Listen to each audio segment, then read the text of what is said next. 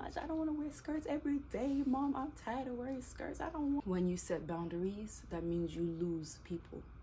I was able to win a soul to Christ. As a Christian, we are here to help people.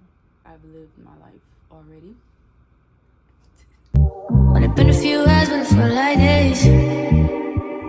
Only been days, but it felt like months. Been gone for a year, only hold like one. Hello guys, welcome to my YouTube channel. My name is Alegria alegriakugccreator. For those of you that are new, welcome. For those of you that are returning watchers and subscribers, thank you so much for your support.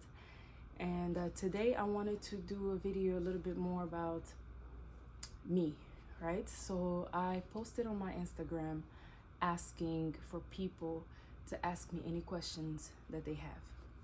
So I received a few questions and I only picked out the important ones that I thought was, more informative about me. So we're gonna get started with the questions. I only have a few because I didn't want to make this video too long. So I'm gonna start with the first question, which is, when were you born?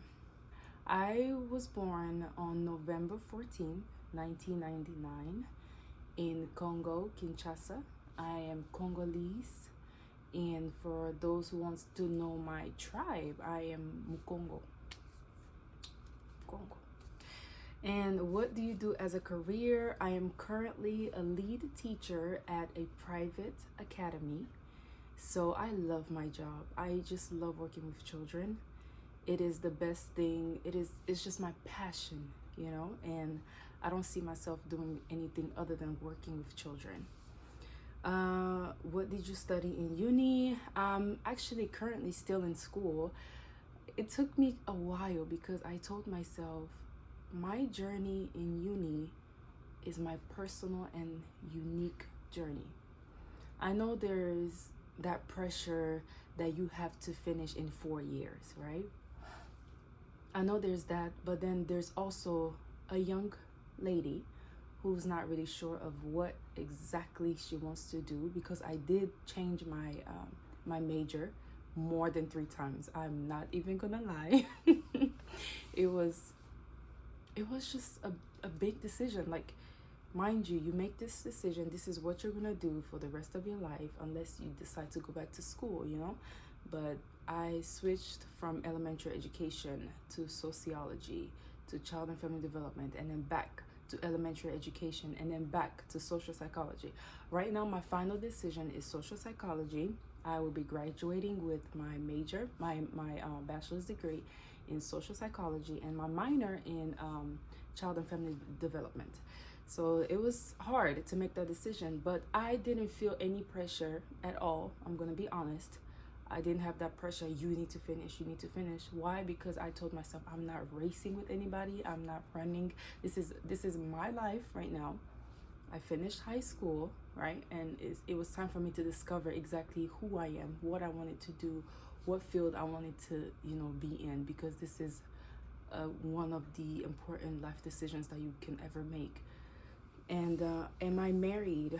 No, I'm not, but I do have Mr. He's there. So I'm just gonna say that. And what is your favorite color? My favorite color is light pink and gold, the baby pink. And then that is just beautiful together. Like, look it up on Google, you will see it is beautiful together. Got any interesting 2023 experience stories you would like to share? As far as stories, I don't have any stories that I really feel like I want to tell from last year, but experiences, I do have a lot. I've learned a lot, and I can't even begin what lessons I've learned in 2023. One of the biggest lessons I've learned is setting your boundaries, basically standing on business. And by that I mean, people pleasing, it is not it. It is not worth it. There's no goal, there's no prize to people pleasing, because I used to live my life as in, I want to please everyone around me. I want to make everybody happy. I want to make my pastor happy. I want to make my mom and dad happy. I want to make the sisters and brothers around me happy. I want to make my church people happy. But I'm not happy, you know? I'm still struggling to find my true happiness, to find what makes Alegria happy, you know? And once I discovered that at times when you set boundaries, that means you lose people. You lose people that are no longer able to manipulate you, because you now realize that you don't want to be a people pleaser anymore. You want to start living life for you, because life is short and we only have but so much time, and you can't be there trying to please everybody else when you're not fulfilling what God called you exactly to do.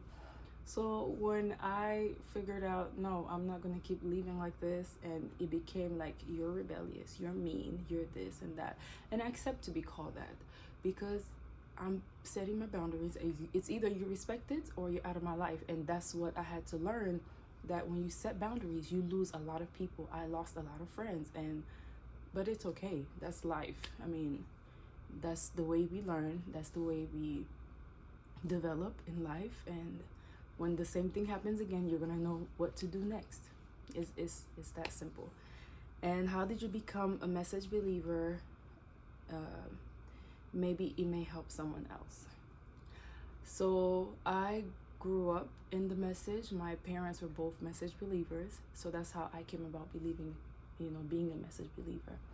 But I can really say that my own personal experience was in 2012 when I decided to get baptized, start singing at the church. My parents taught me that the best thing you can do at your very young age is serve the Lord, which is what I've been doing my whole life. I was a singer in the church. I was a Sunday school assistant, and I think that was some of the best years of my life, because I was able to actually serve God. I was very, even until today, I feel like your childhood shapes you to become who you are. You learn from your young age. So I love the fact that I was really able to serve God, and I want to continue doing that. But I think I'm going to do it in a different way now. But that's how I became a message believer. And I think one thing that people don't understand as a young lady in the message is that we go through a lot of judgment, a lot of critics, a lot of being made fun of. And which is why I always say, as a message believer, as a lady in the message, you have to make it fun. Like, get your hair done. If you have to go to the nail shop, go get your nails done. Look pretty, look presentable, look clean. I mean, that's the best you can at least give yourself, because there's that pressure that, you're not living life to the maximum. You're not going out and having fun. You're not doing this and that and da. That's not what life is all about. As long as I'm in the path of Christ, I'm following the right way. And, a funny story is I joined a dance class, like in my very young years. Like I was around my 12 to 16 or 18. I decided to join a dance class. Why? Only because I feel like wearing skirts is too much. I don't want to wear skirts every day, Mom. I'm tired of wearing skirts. I don't want to. But so that's what made me join dance class, step team, and cheerleading. That's what I've been doing in my young years, until I realized that I can do this and serve God at the same time. But I was doing it with the wrong motive. I joined the dance so I could wear pants and look like everybody else. It's not important. As long as you know that you're living this way to please God, then that's the best thing to do. And just look nice as a girl, as a woman, as a lady in the message. Make yourself really presentable. And I think that's what even will draw people to you. As I was in high school, I was able to win a soul to Christ in the message. And it hurts me until today, because me and that friend, we kind of went our separate ways, but she's still in the message. She's still in the same church. And I was able to win a soul to Christ. I guess that's the biggest trophy I can ever present around me, to motivate someone that's in the message. I was able to win a soul to Christ. I know there's a lot of things being said about the message right now because of some pastors who are very controlling, who are very manipulative, and who wants people to do things in their terms. But I do believe that winning a soul to Christ, even in the message or not, it is the biggest trophy you can be proud of. And I'm very proud I did it. I'm very proud that I brought her to Christ. And yeah, that's all I'm going to say about that. Where do you see yourself in 5 years? In 5 years, I see myself married with children. That is all I want. Why? I feel like I've lived my life already. I sound like an old woman. But yeah, honestly, I know I'm going to be graduated already. So in the next 5 years, I want to be married with children of my own, a stay-at-home mom. I know I'm going to get a lot of battles about stay-at-home wife, but I want to be a stay-at-home mom, and I want to own my own business on the side. On the side of being a mom, a wife, I want to have my own business. That's where I see myself in 5 years. I will be making millions in 5 years. And advice you would give to others regarding careers, mental health, and relationships. Careers, take your time. This is your life. This is your decision. This is your journey. Take your time. It is not a rush. You are not rushing with anybody. You are not racing with anybody. So take your time. Okay, I changed my major 3 to 4 or even 5 times, if I may recall well. So take your time. And with mental health, I say prioritize your mental health. Whoever gotta go, let them go for your own mental health. I lost a lot of friends, and I mean a lot of people around me, because of my mental health. I didn't care what people said. I didn't care what was gonna happen after. As long as I see that you're not bringing me peace, you have to go. Okay? And that comes along with not being a people pleaser anymore. It's my mental health. I need to take care of my mental health. I need to take care of me. I need to take care of me being happy. Alegria needs to be happy. What can Alegria do so she can be happy? If it means I gotta join a lesson or a license thing to get a certificate somewhere so my mental health can be in peace, get into something fun like go hiking, do fun things. If I have to cut a certain friendship, I will do that for my mental health. So when it comes to your mental health, whoever gotta go, let them go. That's the best advice I can give you, because there are other people that are really draining. They're there in your life, but they bring that certain negative energy around you. Like you just feel like whenever I talk to this person, I feel drained.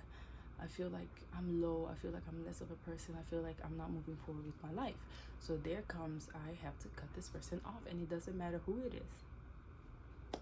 That's the reality of life. One thing I've learned is it doesn't matter who it is. If you don't bring peace in my life, if you don't give me the peace that I give you, you have to go. About relationships, I cannot even speak on that yet, because I'm not openly in a public official relationship, which will be soon, but I'm not set to talk on that. All I can say is let Christ be the center of your relationship, and communication is key to everything. Just talk and get to know each other and be best friends first. And how old am I? I'm 24 years old. Advice you would give to your fellow brothers and sisters in Christ: love Christ more than everything. Do whatever pleases Christ, as long as you're not doing anything wrong, anything that is against God's word, anything that defiles your soul, your being, who you are, your personality. Don't do it. But please God. That is the best thing that you can do in your life. Please God. Be a real Christian. Be kind. Be good to people. It doesn't take much to have a kind heart, to do good to people. It doesn't take much. Just do it. You see someone needs help, help them. as long as it doesn't go, it's not like you have to kill yourself to do it. Do it, help, you know? As a Christian, we are here to help people. One time I went to a store during the summer, and I saw this little boy in the car. It was scorching hot. When I tell you it was hot, you cannot sit in your car for more than 5 minutes hot. Like, the windows gotta be down. But his parents left him in the car. He was a young teenage boy, and I kept thinking of my little brother, like, this could be my brother, you know? I went in the store and I bought him 3 different what do you call it, popsicles. The mango flavors, pineapple and strawberry, because it was scorching hot, and the parents left him in the car with all the windows up, and the boy was opening the door so the air can come in. And I felt so bad. I was like, man, this could be my little brother, you know? So I went in and got him something, and went back in the store, went about my business. Like, it doesn't take much to be a kind person, and that is what God wants us to do. Because when you do good, it will come back to you some way. God will bless you for that. And can I have $1 million? I know who asked me this. No, you may not. You know, you may not. Who has $1 million right now? With this inflation, who has that? I mean, unless you're a celebrity. I mean, no, you may not. Your Snapchat. I do have a Snapchat, but I'm not active on my Snapchat. I don't really post on my Snapchat. So, and a friend of mine wrote in Russian language, I love you. I love you too. I love you too.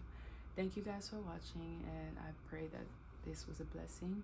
If you want more videos like this, please let me know. My Instagram will be placed below, and my Facebook and my Snapchat. I mean, I don't really use Snapchat, but I will put it below. And thank you so much for watching. If you have anything else you want me to talk about, I would be more than happy to talk about it. But you have a blessed day, and please subscribe, like the video, and share if you want to share. But thank you so much. You have a good one. Only been a few hours, but it felt like